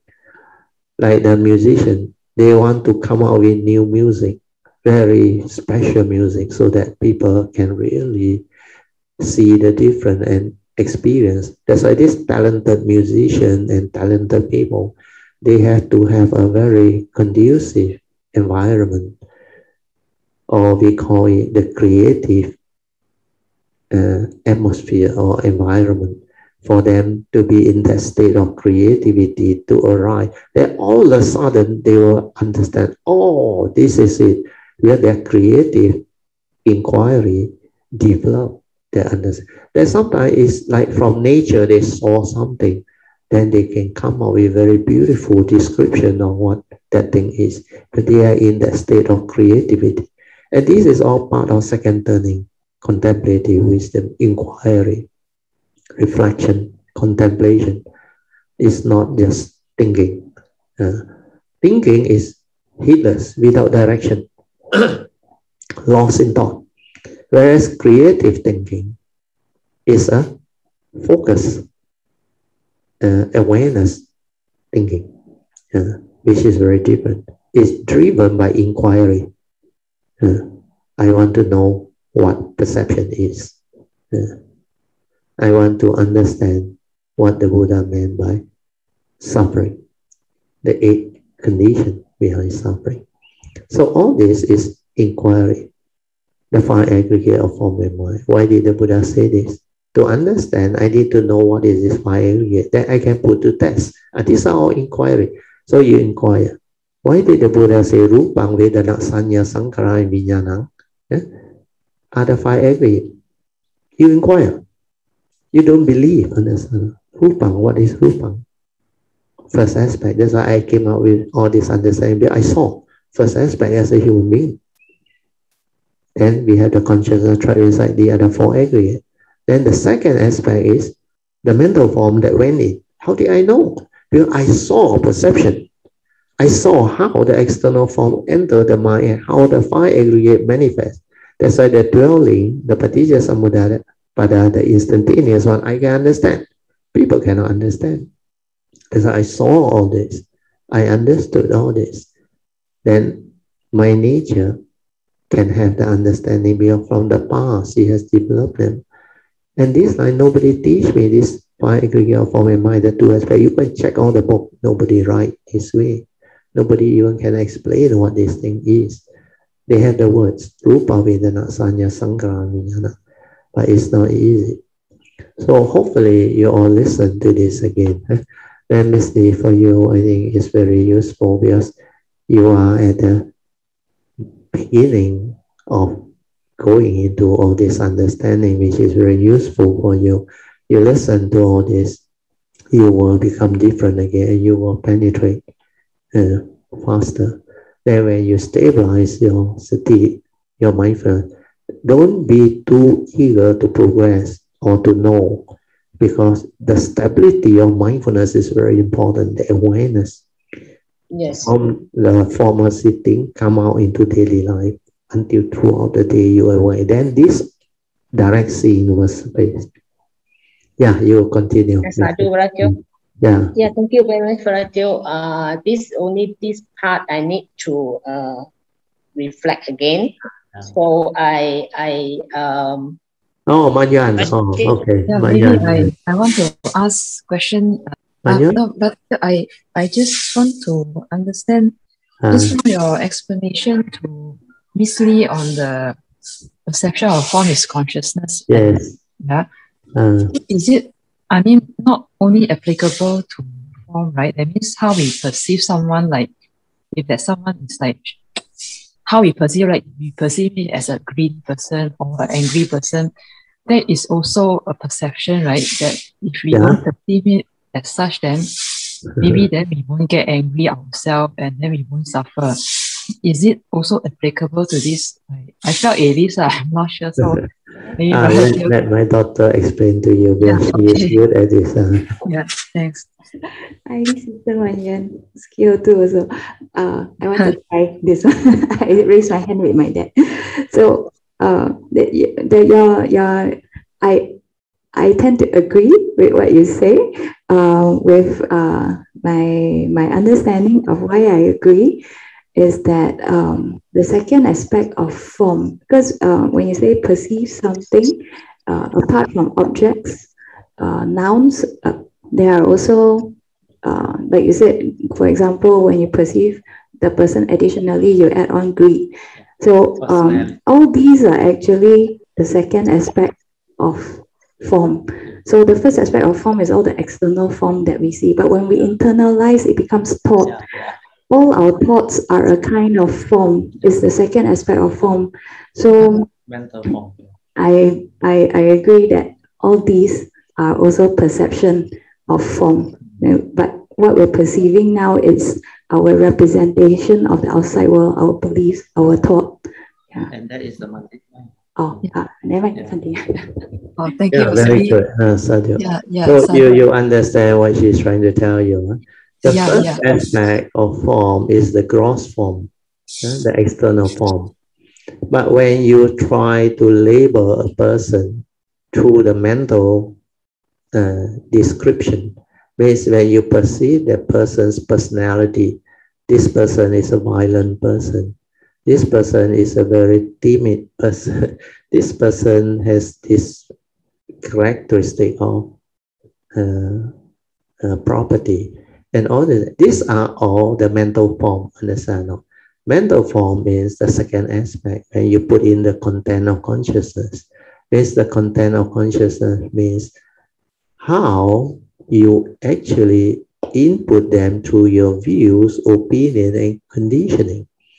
So these are mental aggregates that arise, whereas the physical form is the external form before you go and deliver all the segregation or division, like the physical body, where you perceive it as a form, a human being, then you look at the physical, then it starts to divide, whether the skin color separate them, or the age group separate them, or the gender, or this thing. So this is basic division created by form. From the first gross form, you go into the division of it through your various description. Means when you attach to form, he become like that. But when you see beyond form, that is the next level. If the human being or living being, you see beyond form, you don't allow the form to deceive you and create a segregation or separation or division, then what do you see? No more gender, isn't it? No more race, no more identification with the form. Then human being become different, more similarity, less division. Then what you have is a mind. He also have a mind, consciousness, no gender, nothing, no old, no young, nothing. Then after that, you go deeper. You realize after talking to that person, he has his views, opinion, conditioning, belief system. There it divide again at the mind level. It divide again. So when you try to understand perception, you can go in deeper and deeper. Then until you have the direct seeing, you can see beyond form, beyond the mundane mind. Then what do you see? You realize every living being has the same nature, which is neither the physical form nor the mind. That's why you see beyond thought, beyond mind, beyond form and mind. Then you see truth, you see reality. That is his nature. And his nature is all nature. That's how the whole cultivation evolves. And finally, you come to realize that. Then everything just falls into place. That's why I teach you in the early day. You have to see, learn to see form, the unreality of form. Then you can see beyond form. If you cannot see form and the unreality of form through the Dhamma, then you cannot penetrate form. You cannot see beyond form. Means form will continue to have power over you, deceive you, delude you, and condition you to grasp and cling, and give rise to suffering. Then mind is the same. You have to learn to see mind. The unreality of mind means the universal characteristic. Then see beyond mind. Unless you penetrate all this Dhamma, you can never understand the unconditioned, the ultimate, the true mind, the silent mind, the unconditioned, the direct see. So all this is after you have penetrated the form, then you have penetrated the thought, the mind, the mundane mind, then you realize that nature. So the sequence of cultivation is the same. All that I have taught you, they are all there. So now you see the connection. Just from understanding perception, starting with the inquiry that my daughter inquired. He wants to know what is perception. And from there, the answer all come out. Then the whole of the cultivation also surface. Let my daughter continue. The analogy actually hasn't ended. That perception of a person is greedy, right? Actually, if you continue to look at why we have that perception, why we thought it was greedy, maybe it was at one point in time that person did something. That doesn't mean that today, at this point, this moment, that person is still a greedy person. Might have changed, you will never know. So what all these the replica of the world I created in my mind is only based on a point of time of what I thought. And it can change. So why do I have that perception? Why do I want to keep all these labels and use it to think how to make decisions in the future? Yeah. So then I start to see, what am I using my perception for? Why am I forming this? This person is greedy. Why do I want to save this in my mind for? Then I start to understand the perception, my perception of form, what I want to, how I want to perceive, I can really make a conscious effort. Then apart from that also, when I look at a person, why do I perceive this way? When doctors look at a body, they see different things. Medically, they do not see everybody as different. They probably see all the same anatomy. They only diagnose different physiology conditions. Then it's like, oh, it's how we program. So then I really start to question, why do I form this kind of perception of all these forms in my mind? So hopefully this also helps. So all these are very useful sharing. That's why my daughter bring out another part of the Dhamma which is very useful. You see, when you inquire about what is perception and how it leads you to all this, then you start to create more and more division. So that's why Krishnamurti say, when you see the limitation of thought, how thought divide and how thought create through words to create more and more division that leads to argument, conflict, war, and everything, then why do you use thought to resolve psychological things? You cannot, because thought, being egoic, has the evil roots and has all these problems. It divides. So if you look at the Surangama Sutta, then you will understand perception of form is consciousness. So you look at the word consciousness. Consciousness is thought. Basically, pure awareness and its content is thought. There is a fine aggregate of form and mind. So thought divine, the limitation of thought. So thought has its place in the world, in the conditioned world. But when it comes to spiritual understanding, when it comes to psychological thing, you cannot use thought. There is the wisdom. That's why the Surangama Sutta says, whereas it's non-perception is wisdom. To have wisdom, you must have the direct seeing, not to perceive with consciousness. Then all the division gone. You understand? All the limitation gone.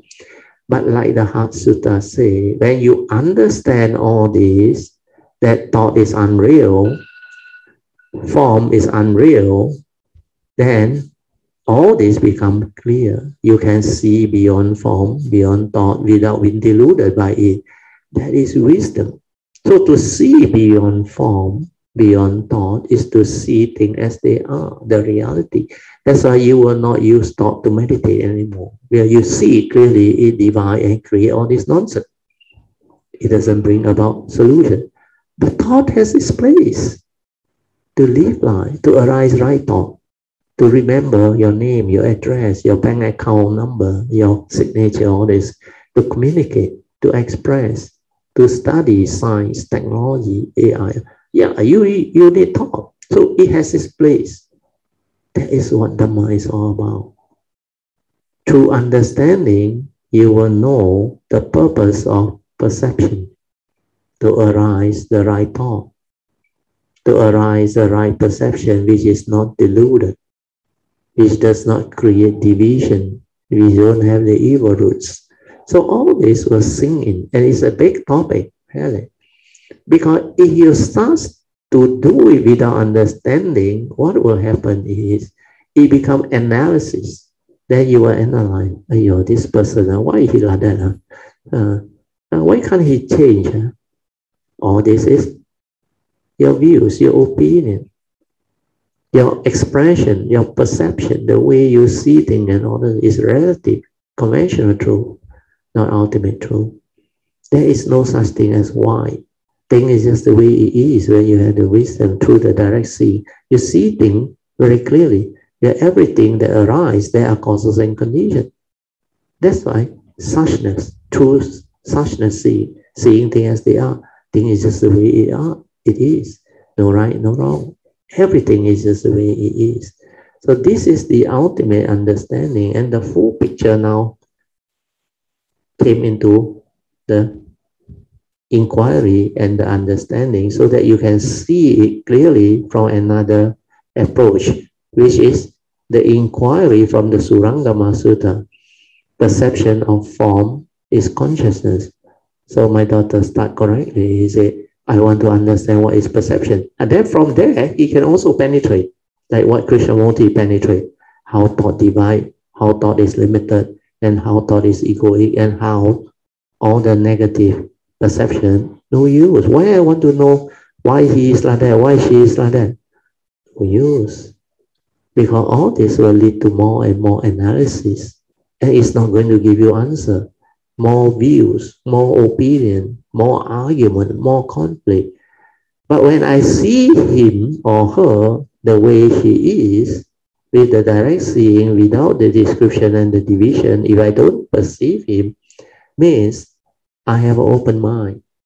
I observe, then I know he's the way he is. With delusion, he do deluded thing. With anger, emotion, he do angry thing, emotional thing. With fear, he become insecure. He has worry, he has anxiety. And then I realize people are just the way they are. The condition behind condition them into what they are. Because they are at the mundane mind level. They use the thought process, which is egoic. They create their own wrong thought, their own suffering, their own attachment, their own delusion. And then I saw clearly. That's why I knew what is form, the limitation of form. Then how thought divide, form divide. Then how to see beyond form. If I want to see beyond form is, I must see the unreality of form. Where form is dependent, originating, condition arising, cause of phenomenon. No reality, come and go, come and go. No consciousness, how can it be me? So all this understanding is in the teaching. Then when I see clearly that form is unreal because it's impermanent, if I attach and cling, it will lead to suffering. And because it's impermanent, it's not a permanent unchanging entity, it cannot be me, it cannot be I. That's why the egoic mind is rooted out. Then when I can see the unreality of form, I can use the direct seeing to see beyond form. Then if I don't perceive anything at form level, I don't divide, I don't create race, I don't create gender, I don't create age, I got so much less headache, or argument and conflict. I become peaceful. They are just the way they are. They have a form because condition is like that, things will be like that. Through karmic condition. Okay. Then the understanding free me from all this analysis and problem. Then I straight away leave life because I know thought has its place. So I use thought when I need to analyze, when I need to study, but not for psychological thing, not to awaken. Because with thought, I am limited by thought. How can thought go beyond thought? To understand things that are beyond thought. Beyond thought means beyond the external form, where you perceive thought or form through thought. So everything is at the mundane mind level. When I can return everything back to the true nature, which is the awareness, the true mind, then I realize all this creation loses its power. Then from this creation, the five aggregate of form and mind come up, the universal characteristic come up, then the delusion, grasp, cling, and condition suffering. That's why the phenomenal world of form and consciousness created all this creation. And this is not real. That's why the Buddha said they are unreal. Anicca, dukkha, anatta. They have the universal characteristic. You grasp, you cling, you give meaning, you suffer, you become afflicted, you become miserable. So this is that very penetrative understanding. Huh? So let us rejoice. Huh?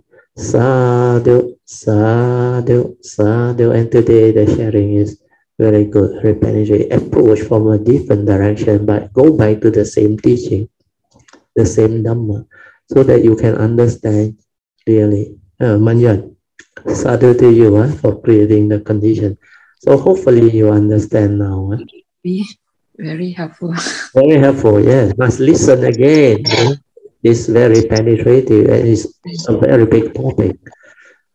So sadhu to Miss Lee, Manyan, and my daughter. So let us rejoice. Sadhu, sadhu, sadhu. Okay, let us do the sharing of Mary. We are 6:07 already. Brother Teo, next week got class or not? Next week got class because you got injection. Oh, right? Yeah, my vaccine. Thursday class cancel. Tuesday class on. Sunday? Sunday, do you want to cancel? Better cancel. Because you are doing on Saturday, right? Yeah, Saturday, yeah. No, I'm doing on Thursday. I'm doing on Thursday. I let you know. Better I let you know. All right. So we will inform you. If we need to rest, we rest.